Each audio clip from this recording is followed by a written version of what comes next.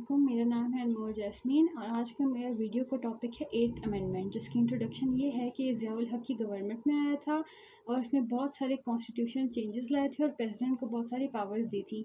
सबसे पहले है इसका आर्टिकल 2 है ऑब्जेक्टिव रेजोल्यूशन, जिसमें ऑब्जेक्टिव रेजोल्यूशन को कॉन्स्टिट्यूशन का पार्ट बना दिया था।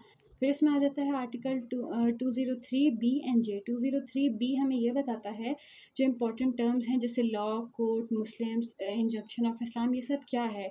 आर्टिकल 203 जे हमें बताता है कि फ़ेडरल शरिया कोर्ट किस तरीके से काम करती है और उसका प्रोसीजर्स क्या हैं। फिर इसमें आ जाता है हमारे पास आर्टिकल नंबर 45, जिसमें प्रेसिडेंट जो था वो प्राइम मिनिस्टर की एडवाइस के ऊपर ही काम करेगा। लेकिन 8th अमेंडमेंट में प्रेसिडेंट को इंडिपेंडेंट पावर दे दी गई, जैसे कि आर्टिकल नंबर 58 टू बी, जिसमें प्रेसिडेंट के पास ये पावर थी कि वो नेशनल असेंबली को डिज़ोल्व कर सकता है, प्राइम मिनिस्टर को डिज़ोल्व कर सकता है और इलेक्शंस भी हेल्ड कर सकता है।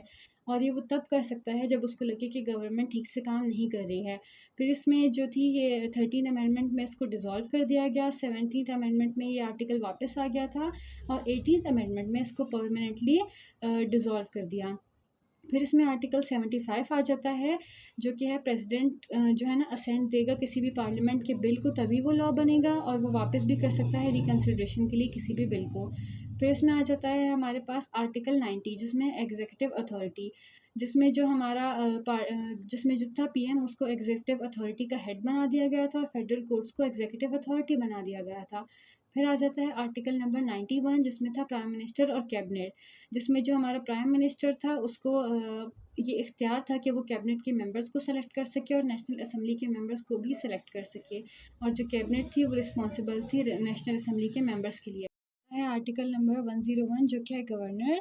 प्रेसिडेंट गवर्नर्स को अपॉइंट करता है और उनको प्रोविंसेस का हेड बना देता है। और उसके बाद सबसे इंपॉर्टेंट आर्टिकल है हमारे पास 270 ए, जिसमें जितने भी मार्शल लॉ के एक्शंस थे ना उनको वैलिडेट कर दिया गया था। जितने भी मार्शल लॉ के लॉ, ऑर्डर्स, रूल्स, रेगुलेशंस थे उन सबको वैलिडेट कर दिया गया था और जितने भी मिलिट्री कूप्स थे ना उनको लीगलाइज कर दिया था।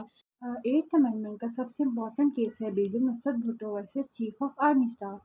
इस केस में जब ज़ियाउल हक ने जुल्फ़िकार अली भुट्टो की गवर्नमेंट को डिसॉल्व कर दिया था, तब बेगम नुसरत ने हेबियस कॉर्पस की रिट फाइल की और इसके थ्रू केस किया। और जो याह्या बख्तियार थे वो बेगम नुसरत के लॉयर थे और ए.के. ब्रोही जो थे वो डिफेंस लॉयर थे।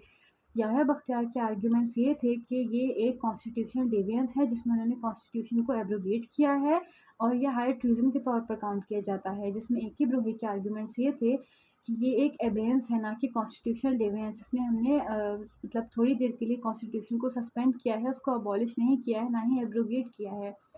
जिसके ऊपर सुप्रीम कोर्ट ने यही फैसला दिया कि ज़ियाउल हक की गवर्नमेंट कंटिन्यू होगी, लॉ और ऑर्डर मेंटेन होगा, क्योंकि डॉक्ट्राइन ऑफ नेसेसिटी के बेसिस पे था, जिसमें हमें अगर स्टेट की बेहतरी के लिए कॉन्स्टिट्यूशन को कुछ देर के लिए सस्पेंड करना पड़े तो ये वैलिड करार दिया जाएगा।